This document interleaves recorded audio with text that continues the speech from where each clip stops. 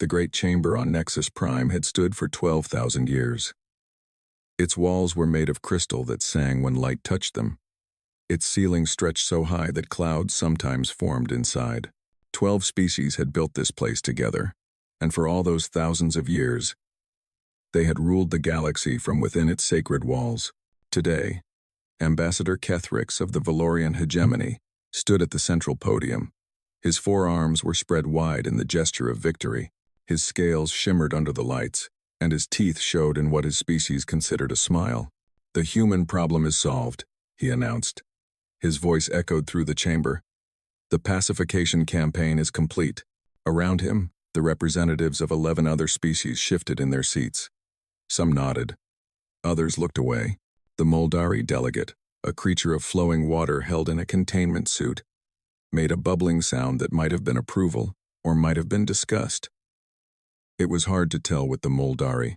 High Arbiter Yolmaven, the oldest being in the chamber, leaned forward on his throne. His body was small and wrinkled, his eyes large and ancient.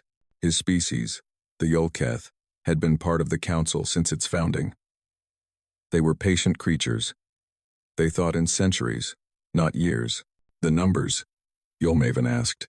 Kethrix checked his datapad. 3 billion human casualties across 17 colony worlds, all military installations destroyed, all shipyards eliminated. Earth itself remains, but it is isolated and contained. "And the remaining humans on Earth?" another delegate asked. This was first speaker then of the Kolvani, a tall insectoid being with wings that caught the light. "Approximately 4 billion, Kethrix replied. "They have been quiet." "Quiet? No transmissions, no diplomatic communications, no attempts to negotiate or surrender. Our surveillance drones sent to Sol's system have not returned." A murmur passed through the chamber. High Arbiter Yolmaven raised one thin hand, and silence fell. "This silence concerns you?" he asked. Kethrix hesitated. For just a moment, something flickered in his reptilian eyes. Fear, perhaps. Or memory. He had seen the recordings from the colony attacks. He had watched human cities burn. He had seen something in those final transmissions, something in the human faces that he did not want to think about. "It is unusual," he admitted. "Other species, when faced with such losses, they beg. They negotiate. They try to save what remains. The humans have done none of these things. Perhaps they have simply accepted their defeat." The Moldari delegate bubbled. "They were always a primitive species. Emotional. Unstable. Perhaps they have broken." "Perhaps," Kethrix agreed, but he did not sound convinced. The truth was that no one in the chamber truly understood humans. They had arrived on the galactic stage only 200 years ago, crude vessels pushing through the darkness between stars. The council had watched them with amusement at first. They were so young, so eager, so certain that the universe was full of wonders waiting to be discovered. They learned differently. The council had rules. Resources were allocated by ancient treaties. Territory was divided according to species seniority. New races were expected to accept their place at the bottom of the hierarchy and work their way up over millennia. The humans had not liked these rules. They had pushed back. They had demanded equal treatment. They had refused to bow. And so the council had decided to teach them a lesson. The Valorian hegemony had volunteered for the task. They were warriors, proud and ancient, and they had been putting young species in their place for 10,000 years. The campaign was supposed to be quick, destroy a few colonies, kill a few million humans, and the rest would fall into line. But the humans had fought back. They had fought with a ferocity that surprised even the Valorians. They had died by the millions, but they had taken Valorian soldiers with them. They had turned their own ships into weapons, ramming them into Valorian carriers.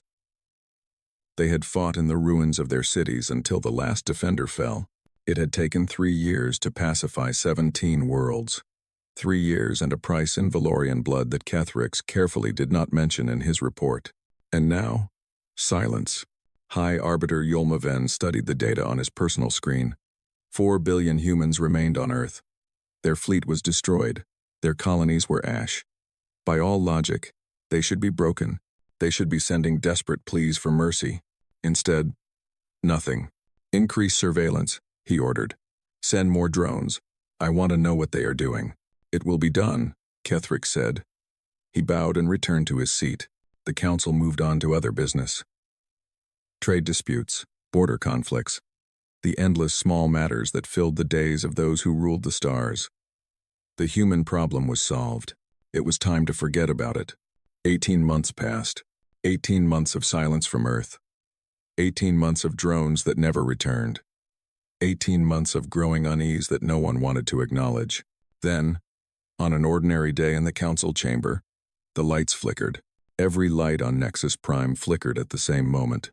Every screen, every communication device, every piece of technology across the entire station, all of it went dark for exactly 3 seconds. When the power returned, there was a message. It played on every screen, every speaker, every device capable of receiving a signal, a human voice, speaking in a tone that contained no anger, no fear, no emotion at all. This message is for the Galactic Council, the voice said. 18 months ago, you murdered 3 billion of our people. You called it pacification. You called it teaching us our place. You thought you were dealing with animals who would cower and submit. The chamber was utterly silent. No one moved. No one spoke. You were wrong. High Arbiter Yulmaven felt something he had not felt in centuries. His hearts beat faster. His ancient hands trembled. We are coming, the voice continued. Not for territory. Not for resources. Not for peace. We are coming because you taught us what the galaxy truly is. You showed us that mercy is weakness, that kindness is foolishness, that the only law that matters is power. A pause. Then, we are excellent students, and class is now in session. The message ended. The screens returned to normal, but the council chamber remained frozen. Ketherick's was the first to speak. His voice was barely a whisper. What have we done? No one answered. Because deep down, in the parts of their minds that still remembered what it was to be prey, they all knew. They had woken something terrible, and it was coming for them all. Admiral Zethra had commanded warships for 60 years. She had fought in 11 campaigns. She had never lost a battle. Her scales were marked with the scars of 100 victories, and her name was spoken with respect across the galaxy. Now she stood on the bridge of the Eternal Vengeance, the largest warship ever built, and she was afraid. 800 ships surrounded her flagship. They had come from 9 different species, gathered at the Meridian choke point to stop the human advance. It was the largest fleet in galactic history. Every ship bristled with weapons. Every crew was trained and ready. And yet, Zethra could not shake the feeling that something was very wrong. 3 weeks had passed since the human message. 3 weeks of chaos across council space. Outposts had gone dark. Supply stations had vanished. Communication relays had stopped working, but there was no enemy fleet, no invasion force, just absence where presence had been. Report, she commanded. Her tactical officer, a young Valorian named Kethval, looked up from his console. His face was pale. Station Omega-7 has stopped responding, he said. That makes 43 installations in the past 6 days. Any sign of attack? None, Admiral. One moment they are there, the next. Nothing. No distress calls. No weapon signatures. They simply cease to exist. Zethra walked to the main view screen. Stars glittered in the darkness. Somewhere out there, humans were hunting. But they were not hunting the way proper warriors hunted. They were not gathering their fleet for a glorious battle. They were doing something else, something that made no sense. The humans should be attacking us directly, she muttered. They should be trying to break through this choke point. It is the only route to council space. Perhaps they lack the ships, Kethval offered hopefully. No. Zethra shook her head. We underestimated them before. I will not make that mistake again. They are doing something. I just cannot see what. The answer came 3 hours later. A young communications officer suddenly gasped. Admiral, emergency transmission from the Kolvani homeworld. On screen. The image that appeared was chaos. First speaker then stood in the ruins of what had been the Kolvani military headquarters. Behind her, buildings burned. Ships fell from the sky. They came from nowhere, then screamed. Small ships, hundreds of them. They appeared inside our defense grid, inside our shields. How is that possible? How did they get here? You were supposed to stop them. Zethra felt ice in her blood. First speaker, we are at the choke point. No human fleet has passed us. Then how are they here? The transmission cut to static. Zethra stood very still. Her mind raced through possibilities. The Meridian choke point was the only route to Council space. Every other path was blocked by nebulas, black holes, or regions of space too dangerous to cross. Unless, get me the navigation charts, she ordered. All of them. Every route ever mapped, every path ever theorized. The charts appeared on her screen. She studied them, her heart sinking with every passing moment. The choke point was indeed the only safe route. But humans, it seemed, did not care about safe. There were other paths, dangerous paths, routes through unstable wormholes, through radiation fields, through the edges of black holes, routes that would destroy any normal ship. But what if their ships were not normal? What if they had spent 18 months building something new? Admiral, another officer called out. Sensors are detecting something. Where? Everywhere. Zethra looked at her tactical display and felt true terror for the first time in her long life. Small signatures were appearing across Council space, not at the choke point, not in any expected location. They were appearing near supply depots, near fuel stations, near undefended colonies. Hundreds of signatures. Thousands. The humans had not been silent for 18 months because they were broken. They had been planning. They had mapped the entire Council infrastructure, every weakness, every blind spot, every critical system that kept the war machine running. And they had built ships capable of reaching those targets through paths no sane species would take. They are not attacking our fleet, Zethra whispered. They are attacking everything else. Over the next 72 hours, the true scope of the human strategy became clear. They did not fight like other species. They did not gather in formations. They did not challenge enemy fleets to battle. They appeared. They struck. And they vanished. Their ships were small, fast, and impossible to track. They destroyed fuel depots and left warships stranded. They eliminated communication relays and left fleets blind. They struck at the foundations of Council power while leaving the armies untouched.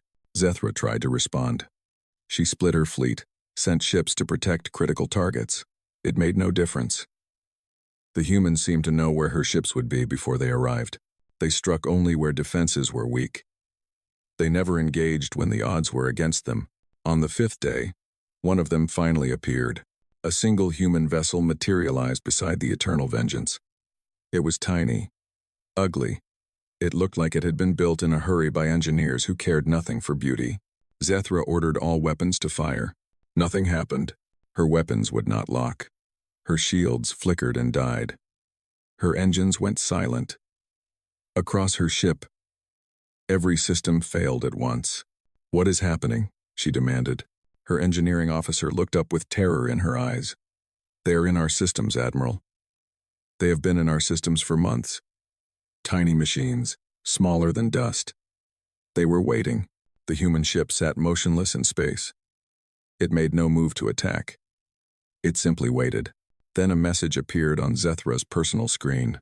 Admiral Zethra, you have 72 hours to evacuate this sector. Take your fleet and leave. This is not a request. This is not a negotiation. You cannot win this fight. You can only choose how many of your people die before you accept that fact. We suggest you choose wisely. Zethra stared at the message for a long moment. Then she looked at her useless weapons, her dead shields, her silent engines. She looked at her crew, waiting for orders. 60 years of victories, 100 battles won. None of it mattered now. All ships, she said quietly. Prepare to withdraw. Admiral? Kethval looked shocked. We cannot retreat. The honor of the hegemony. The honor of the hegemony will survive a retreat. It will not survive the destruction of this fleet. She turned to face him. The humans are not fighting a war. They are dismantling the systems that make war possible. Our weapons, our shields, our communications, they have compromised all of it. We are not soldiers to them. We are targets. The fleet began its withdrawal. Behind them, 12 ships that had not received the order in time tried to enter faster than light travel. Something attached to their hulls detonated. 12 ships became 12 expanding clouds of debris. Zethra watched them die on her sensors. The humans had attached explosives to those ships during the encounter. They had let the rest go. A message, a warning, a demonstration. As her fleet limped away, Zethra understood something that the Council had failed to grasp. The humans had learned from their defeat. They had studied their enemy. They had found every weakness, every flaw, every vulnerability. And now they were teaching the galaxy what happened when you pushed humanity too far. The students had become the teachers, and the lesson was just beginning.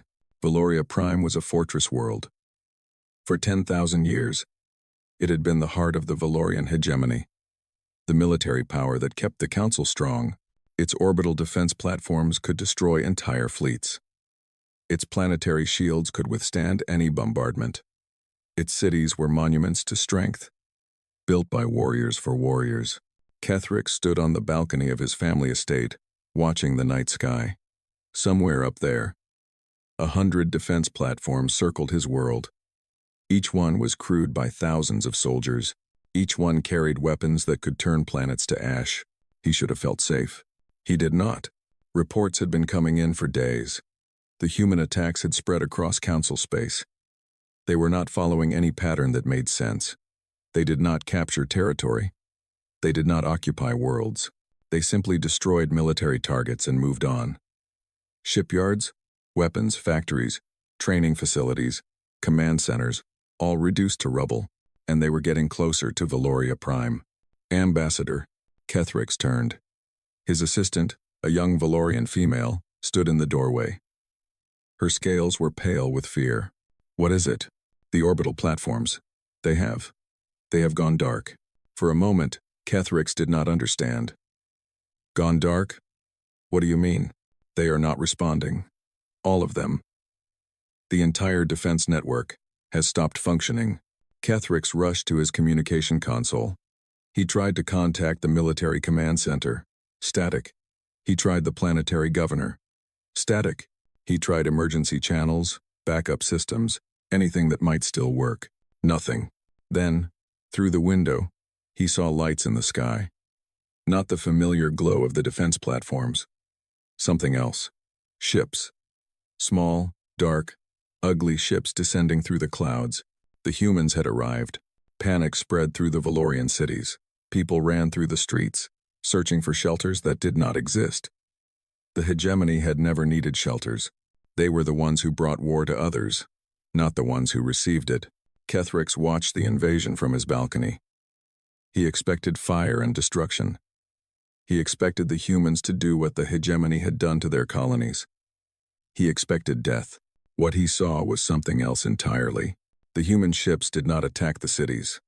They landed around military installations. Soldiers in strange armor emerged, moving with quiet efficiency. They secured shipyards. They disabled weapons factories. They captured officers and secured computer systems, but they did not kill civilians. A human broadcast filled every screen on the planet. A woman appeared, her face hard and tired. She wore simple clothing, not a military uniform.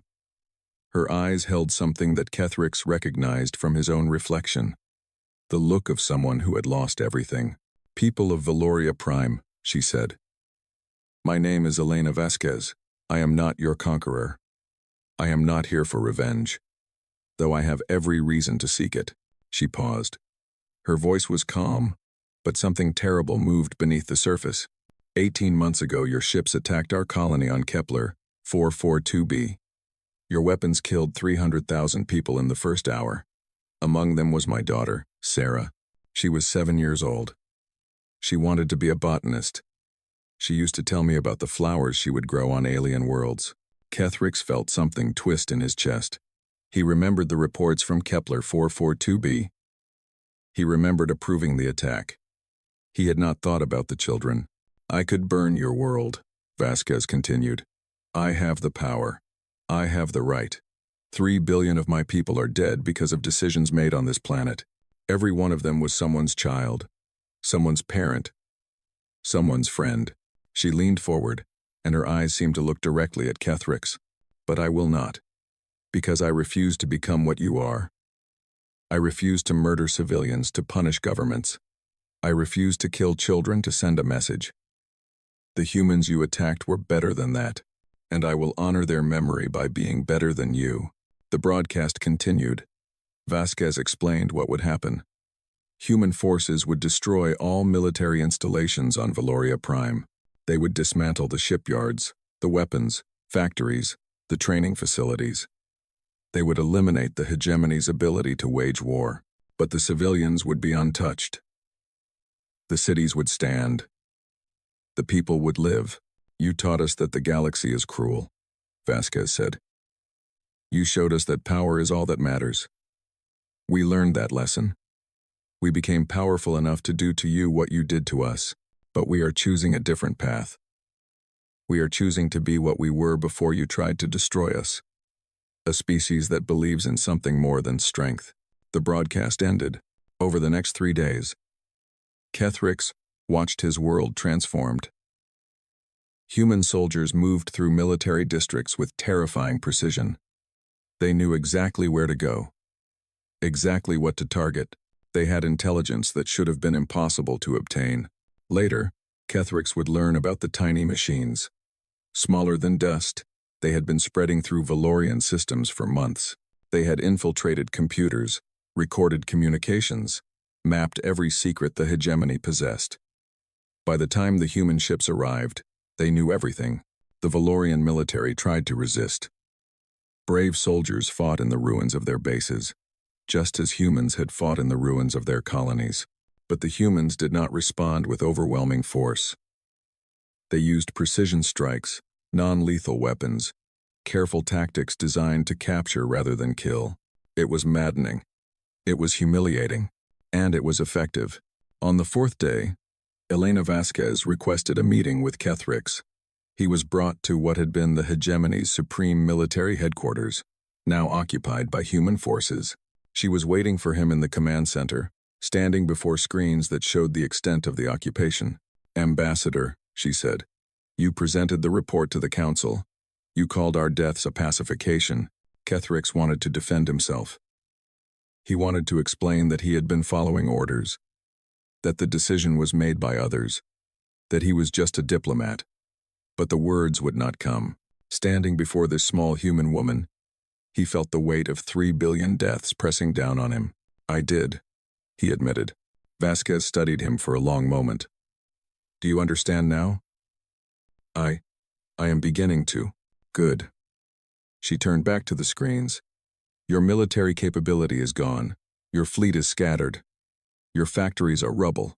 You will not threaten anyone for a very long time, but your people will live. Your culture will survive. Your children will grow up and perhaps be wiser than their parents. She looked at him one final time. The council is next, Ambassador. You might want to warn them. Not that it will help. She walked away, leaving Kethrix alone in the ruins of his people's power. He thought about the human colonies. He thought about the children who had died in fire and fear. He thought about his own children, safe in their beds, alive because humans had chosen mercy. For the first time in his long career, Kethrix felt something that might have been shame. The humans had come for total eradication, the council had feared. They had eradicated something, yes. But not the Valorian people. They had eradicated the hegemony's ability to hurt anyone ever again. And that, Kethrix realized, was far more terrifying than simple revenge. Because revenge, he understood, mercy from those you had wronged, that was something else entirely. Something that would haunt him for the rest of his days. The summons arrived on the same day across all of council space. Every government, every leader, every representative received the same message. It was not a request. It was not an invitation. It was a command. The final session of the Galactic Council will be held in 3 days. Attendance is mandatory. Those who do not attend will face consequences. High Arbiter Yol Maven read the message 17 times. His ancient hands trembled as he held the data pad. In 12,000 years, no one had ever commanded the council to do anything. They were the rulers of the galaxy. They gave orders. They did not receive them. But the universe had changed. Reports filled his screens. The Valorian hegemony, stripped of its military power. The Kolvani homeworld, its defenses shattered. Dozens of species had lost their ability to wage war. Human forces now controlled every major military installation in council space, and they had done it without committing a single atrocity. That was the part that haunted Yolmavan. He had expected the humans to be monsters. He had expected burning cities and mass graves. He had prepared himself for the horror of watching the council's crimes reflected back at them. Instead, the humans had been precise, clinical. They had dismantled military power while leaving civilians untouched. They had captured prisoners rather than executing them. They had offered medical care to wounded enemies. It was, Yolmavan realized, the most terrifying form of warfare imaginable, because it proved that the humans could have been merciful all along. It proved that the Council's brutality had been a choice, not a necessity. 3 days later, Yolmavan entered the Council chamber on Nexus Prime. The crystal walls still sang when light touched them. The ceiling still stretched toward artificial clouds. Everything looked the same as it had for 12,000 years. But everything had changed. The other delegates were already present. 12 species, some of them ancient beyond measure, all of them reduced to the same thing, survivors waiting to learn their fate. Ketherick sat in the Valorian section, his scales dull, his eyes empty. Admiral Zethra stood behind him, her military decorations meaningless now. The Muldari delegate bubbled nervously. First speaker then's wings hung limp and still. Human soldiers lined the walls of the chamber. They did not point weapons at the delegates. They did not need to. Then the human delegation entered. There were only 5 of them. They wore simple clothing, no uniforms or medals. They walked slowly, deliberately, without any of the pomp that usually accompanied diplomatic missions. The leader was an old man with white hair and tired eyes. He moved to the central podium where countless species had once begged for council membership. For a long moment, he simply looked around the chamber, meeting every alien gaze. Then he spoke. "I am David Chen. Before your forces killed my students during the evacuation of New Singapore, I was a school teacher. I taught history for 40 years. I tried to help young people understand where we came from and where we might be going." His voice was soft, but it carried to every corner of the chamber. "I never imagined I would stand here. I never wanted this role. But the universe does not care what we want. It only cares what we do." He activated a holographic display. Council space appeared in the air above him. Every star system mapped and labeled. Every world, every fleet, every installation. "We have spent 18 months preparing for this moment," Chen continued. "We have mapped your entire civilization. We know where your fleets are hiding. We know where your weapons are stored. We know the location of every leader, every commander, every decision-maker who participated in the murder of our people." The display zoomed in, highlighting targets across dozens of worlds. "We have the capability to destroy everything you have built. We could burn your worlds the way you burned ours. We could kill your children the way you killed ours. Many of my people want exactly that. 3 billion voices cry out for justice. Can you blame them?" Silence filled the chamber. Yolmavan felt his hearts racing. This was the moment. This was when the humans would announce their revenge. But Chen's expression did not change. "I understand that desire," he said. "I feel it myself, every day. When I close my eyes, I see the faces of the students I could not save. I hear their screams. I wake in the night, reaching for people who are no longer there." He paused. When he spoke again, his voice was barely above a whisper. "But revenge would not bring them back. Killing your children would not resurrect ours. Burning your worlds would only prove that you were right about us, that we are nothing but animals who respond to violence with more violence." He straightened, and something changed in his eyes. Something hard and certain. "We refuse. We refuse to become what you are. We refuse to become what you tried to make us. You said we were primitive and violent. You said we were dangerous. Perhaps we were. Once.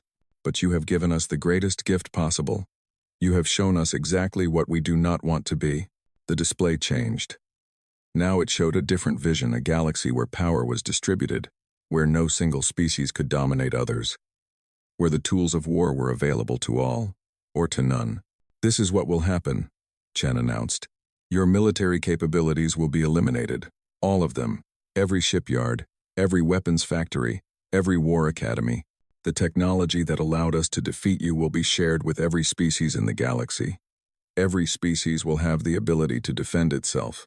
No one will have the ability to conquer." Protests erupted from the delegates. The Valorian representatives shouted about honor. The Kolvani demanded their rights. The Moldari bubbled furiously about ancient treaties. Chen waited for silence. "You had your chance to build a just galaxy," he said when the noise died down.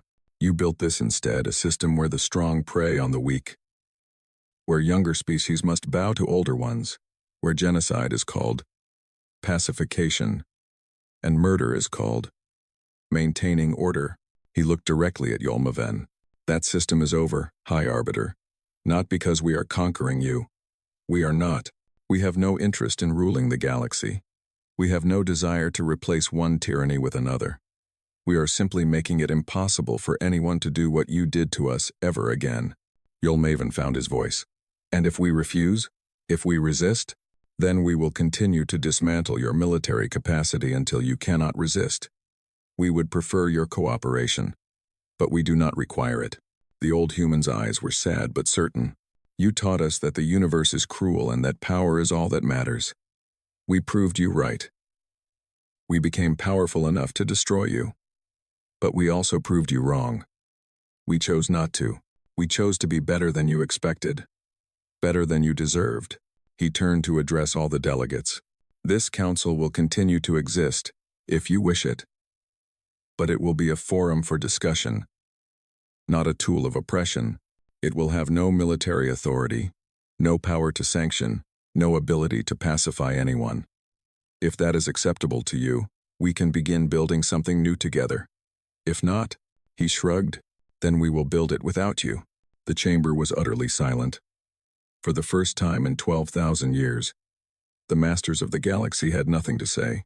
Chen stepped down from the podium.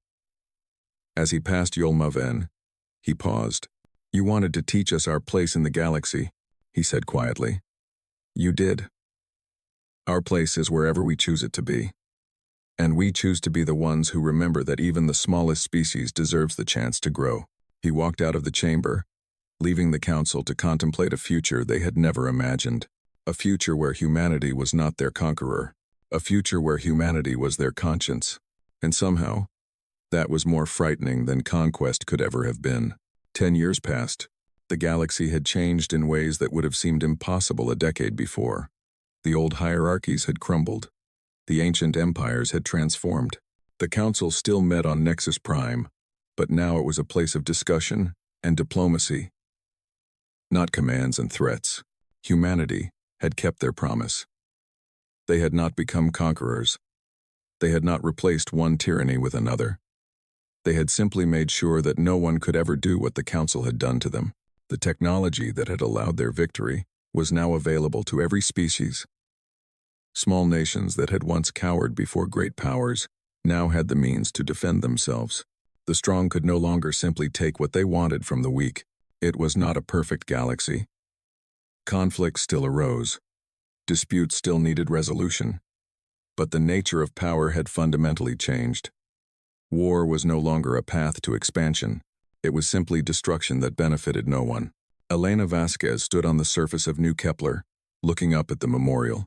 The planet had been transformed over the past decade. Where her daughter Sarah had died, a garden now grew. Flowers from 100 worlds bloomed together, their colors mixing in ways that nature had never intended.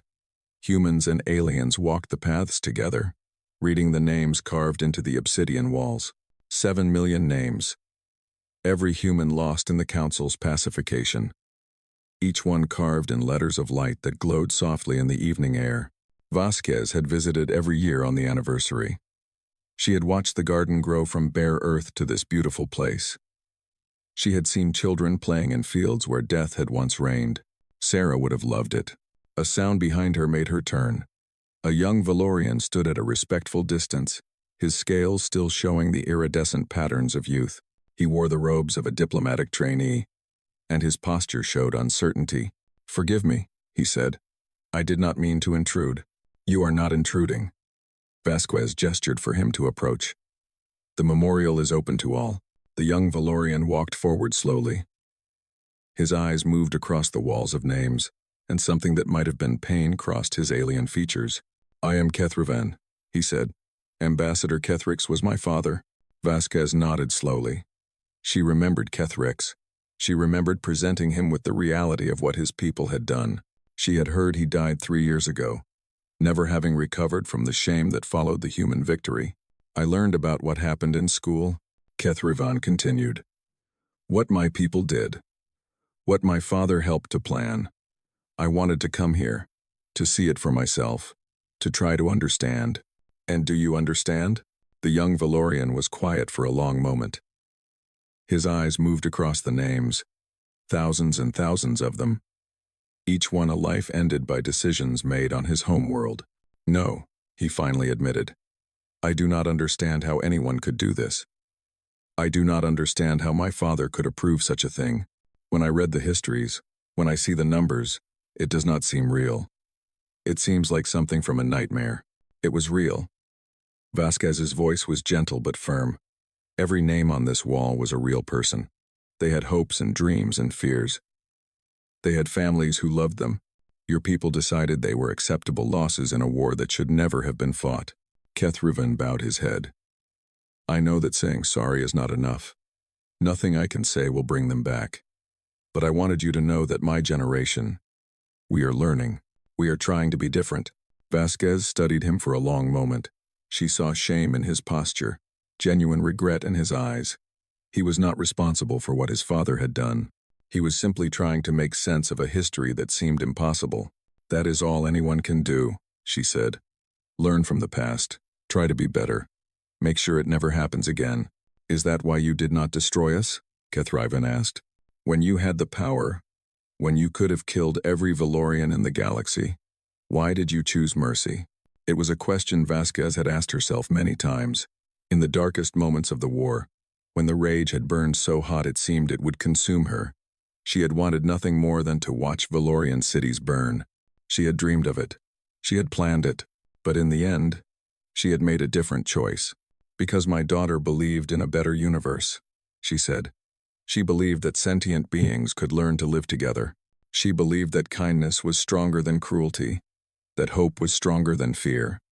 If I had destroyed your people, I would have proven her wrong. I would have become the very thing that killed her." She looked up at the memorial, at the name carved near the center of the wall. Sarah Vasquez, 7 years old. "I chose to honor her memory by being what she believed I could be. Not a destroyer, not an avenger, just someone who refused to continue the cycle of violence." Kethravan followed her gaze to the name. Such a small thing. Carved letters on a wall. But behind those letters was a child who had wanted to grow flowers on alien worlds. A child who would never see her dreams come true. "Thank you," he said quietly, "for telling me. For not hating me for what my people did. I do not hate your people." Vasquez turned to face him directly. "I hate what they did. I hate the choices they made. But hate cannot be passed from generation to generation. That is how wars never end. That is how the same mistakes get made over and over again." She placed a hand on his shoulder, a gesture of connection across the gulf of species and history. "Your generation has a chance to be different. You can build something better than your parents did. That is the only revenge that matters, not destruction, but creation. Not death, but life." High above, human ships patrolled the spaceways. They were not warships anymore. Not really. They were guardians. They watched for any species that might try to return to the old ways, any power that might attempt to dominate others, but there was little need for intervention. The galaxy had learned its lesson. The humans had shown what happened when you pushed a species too far, and then they had shown something far more important. They had shown that strength did not require cruelty, that power did not demand abuse. The council had stood still in fear, expecting monsters. They had received something far more dangerous. An example, David Chen had returned to teaching. He led a small school on Earth, where human and alien children learned together. His history classes now included a new chapter. The story of how humanity had been pushed to the edge of extinction and had chosen to step back from the darkness. It was not a triumphant story. It was not a tale of glorious victory. It was a quiet account of a species that had learned the hardest lesson of all, that becoming the thing you hate is the ultimate defeat. Vasquez remained at the memorial until the sun set and the names began to glow against the darkness. 7 million points of light, each one a reminder of what had been lost and what had been preserved. Somewhere above her, new ships were being built, not weapons of war, but vessels of exploration. Humanity was reaching out again, not to conquer, but to discover. They had learned that the universe was indeed full of wonders, just as they had believed before the war. The wonders were just different than they had imagined. They were the wonder of forgiveness given to those who did not deserve it. The wonder of mercy shown by those who had every right to vengeance. The wonder of a species that had been forged in fire and emerged not as destroyers, but as builders. The Council had wanted to teach humanity its place in the galaxy. They had succeeded beyond their wildest nightmares. Humanity's place was among the stars, not as conquerors, but as proof that even the darkest night could end in dawn, that even the deepest wound could heal, that even the most terrible war could end in something other than endless cycles of revenge. The memorial lights glowed softly in the darkness, and Elena Vasquez finally allowed herself to smile. Sarah would have loved the flowers, and somewhere, in whatever place the dead went, Vasquez hoped her daughter knew that her memory had helped save the galaxy from itself. That was the true victory, not the destruction of enemies, but the preservation of hope. And hope, as humanity had proven, was the most powerful force in the universe.